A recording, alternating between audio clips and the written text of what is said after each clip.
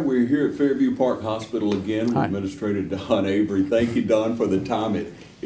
Somebody said the other day, matter of fact, it was Lindsay.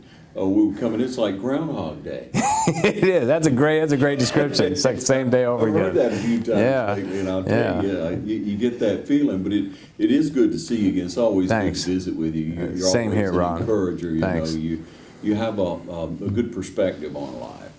That's very valuable for us. I appreciate that. It's very kind. Yeah, well, when we look at, COVID-19, we're looking at a virus, and we're getting on into, I guess, the states open back up, and we have a little bit different perspective. Not quite as on the lockdown, obviously, as we were, but what's different about COVID virus from other viruses? What have you learned? Well, obviously, I'm not a medical expert, but what we have seen here is that it's a new virus that we didn't have a treatment for, we didn't have testing for it. We just a lot of things that were not available in our system, the healthcare system. It seems to be much more contagious or virulent than the flu. You and I could get it more easily than somebody else. It seems to be particularly dangerous or hazardous to certain groups. They've said anybody 60 and over is at risk, et cetera. But the data that I have read, the Journal of I don't know, JAMA, whatever that is, one of those medical journals I read just a few days ago, had some early data that show obesity, diabetes, respiratory issues, hypertension, which of course goes with obesity. Those are bigger factors than age. There doesn't seem to be a male-female, a slight difference, male-female, but not a big difference. Somebody who has had a predisposition to some other illness or some other health condition is more at risk than somebody who is not. So I guess the message there is stay healthy, eat right, et cetera. But it's seems to be waning. It seems to be decreasing across the country. Most of the states now are seeing pretty significant reductions. We're seeing that here. We haven't had a positive case at our hospital now in 13 days. That's a positive. Our PUI numbers are way down. Today we have 3 positive COVID patients in the hospital, but those patients have been with us in all of their cases for greater than 3 weeks, and in 2 of them greater than 4 weeks. So they're long-term patients, and we're actually seeing improvement on it. So we're real excited about that. A couple of them have come off of ventilators, and that's a real big positive sign. And hopefully they'll be able to go home soon. But they're doing better. The rapid testing is helping us. So it's an interesting virus. The only thing we don't know moving forward is it going to be with us again, like flu season? Are we going to have COVID-19 season? We just don't know that yet.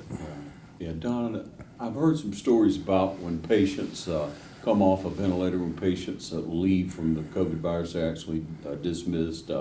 You guys play the theme to Rocky? We do. A couple of years ago, we started doing a little lullaby when somebody had a baby. And the mother actually got to push the button, and this song would play, just a real brief 5 or 6 seconds, a lullaby to let everybody in the hospital know that we've just had a baby. And you can tell if you're at a meeting or somewhere, people smile because they know what that means. And so it's a real positive. And some of our nurses in the ICU had this idea, why don't we do something if there's a positive story for the coronavirus patients? And I said, it's a great idea. Do you have a suggestion for song? And we were thinking, happy or some different stuff. But they said, well, how about the Rocky theme? And I wish I had the words in front of me. But the words, not just say we're going to fly now, but it's we're going to be strong, getting stronger, getting strong now. And so it was kind of appropriate. And so what we do, and we had our IT people set this up. And the nurses on the unit, they're the ones that are pushing the button. But if somebody has a positive news, they get to go home or they're coming off a ventilator, we play that. And so when you hear that, you can bet everybody's smiling then because it's a big deal. when we see that kind of positive news. So That's a great we've been excited to do that. It's a great idea for some of our nurses. Yeah, really. And again, the community continues to reach out to you with, restaurants bringing in food and doing things for those frontline people. But we hope that's dissipating. And as you say, it is. It's very encouraging to hear you say that, numbers are pretty flat, and you're very encouraged by it, aren't you? Well, we are encouraged. The reduction in numbers. And I'll tell you a big change when our sister hospital got some testing capabilities that we don't have here over in Macon. We're getting turnaround times, sometimes same day, but certainly no longer than 24-hour turnaround time on testing. And what that means is a patient can be taken off of our a COVID unit and put into regular population, so to speak, and have visitors again. The staff doesn't have to wear all the PPE when they go into that room anymore, and which reduces the stress and anxiety level of our employees. So that's been a real positive, because we have a PUI. It used to be they'd be on that PUI list for 3, 4, 5 days, depending on the lab turnaround. That's much faster now. And there's the numbers have gone down, and we've seen that, and we've seen it in other places too. I've talked to peers of mine or physicians in some other communities, including Albany and Dougherty County. I talked to a physician down there last week, and they're seeing dramatically lower numbers. In fact, almost down to none. So that's encouraging to see that. So it doesn't mean it's over. It doesn't mean we can't have to just throw caution to the wind. I think we should still use PPE. I was in a local grocery store just yesterday, and saw a lot of people not wearing masks. I was wearing a mask, and some of the employees were wearing them. Some weren't. And I think that it's still important for us to be cautious, still use social distancing, and still wearing masks. We're in certain places and everything. And I still think we should avoid large crowds. And that's information we've gotten with Dr. Kraft and the health department as well. Don, I have kind of a sensitive question I want to ask you, please, sir. And why do you think that our African-American community has been so effective? Well, I mean, that's I don't want people to take that as a biased question. It's simply the data shows that there's been a significantly higher percentage of the African-American community. And I don't have scientific data, but I have asked a couple of physicians if there is a physiological or underlying medical reason for that. And they said it's really mostly related to social issues. They have, in many cases, they're more apt to be social and congregate in groups, and that has led to more people getting the virus. We heard the same scenario from law enforcement and other community leaders, and just wanted your take on it, that it's a social thing. That's how most people are contacting this, from getting out and being too close to each other. It really is. And there's been a lot of people who talked about, heading back to church as soon as possible, and we want to be in church for Mother's Day, which is, is a week from Saturday or Sunday.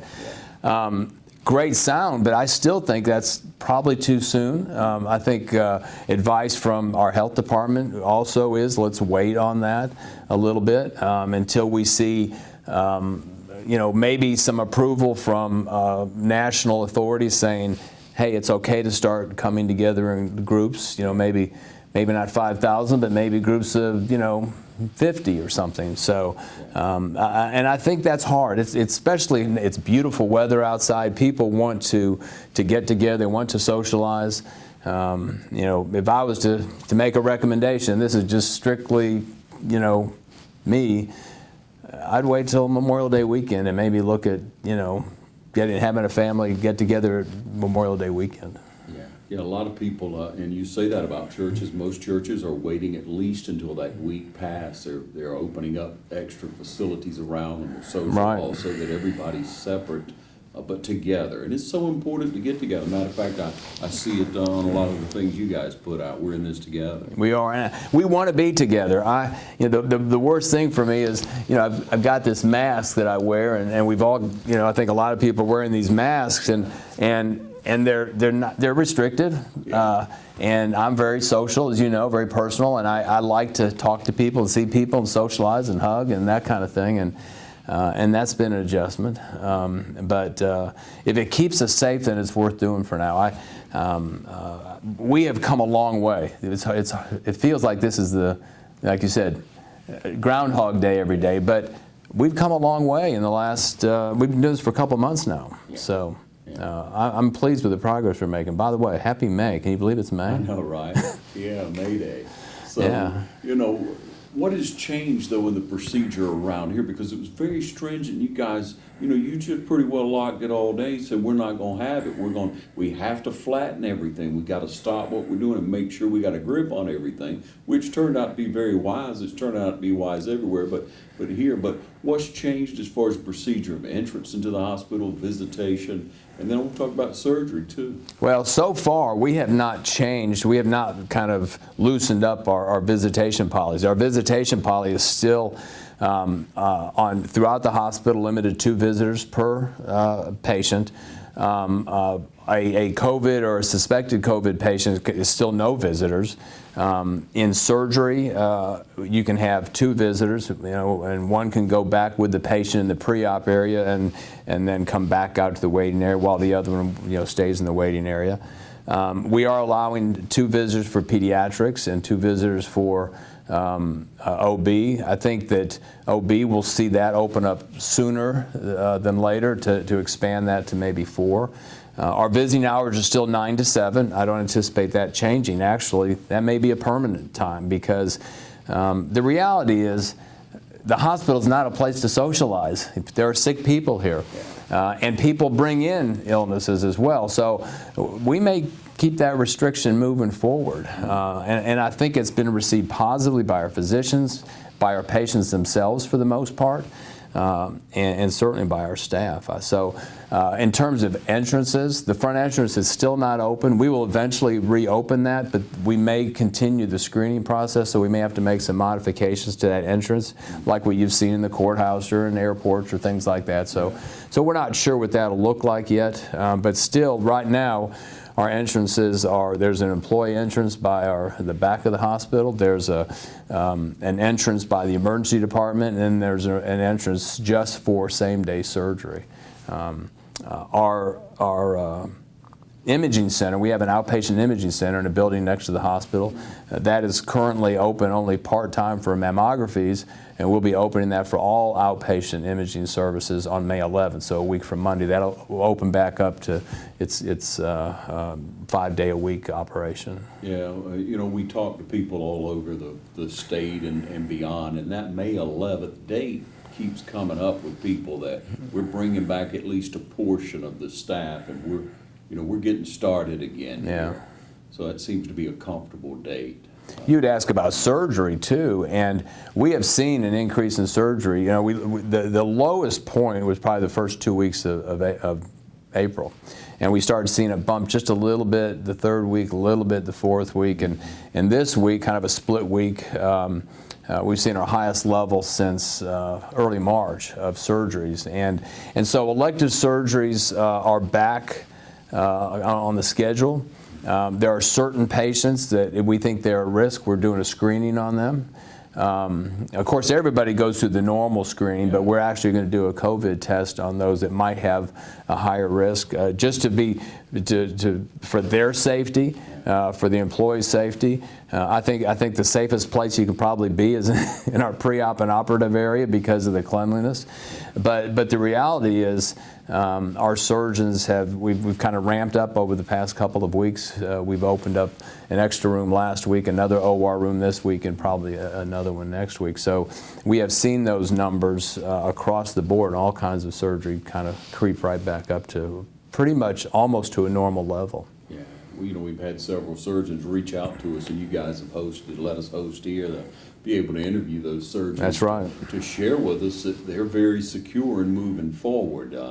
What concerns me the most in the conversations that I've had with doctors and with you and administrative staff here is those people who may have chest pains or may have stroke-like symptoms and they don't address it. You know, you can go on past that with damage to you and think you're all right and get down the road and things turn out a lot worse. I think that's a great point, Ron. I was actually talking to one of our ER physicians just this morning about that issue, and he expressed the same concern that We've seen our numbers in the ER drop off. Of course, a lot of those were people that, maybe didn't need to go to the ER anyway.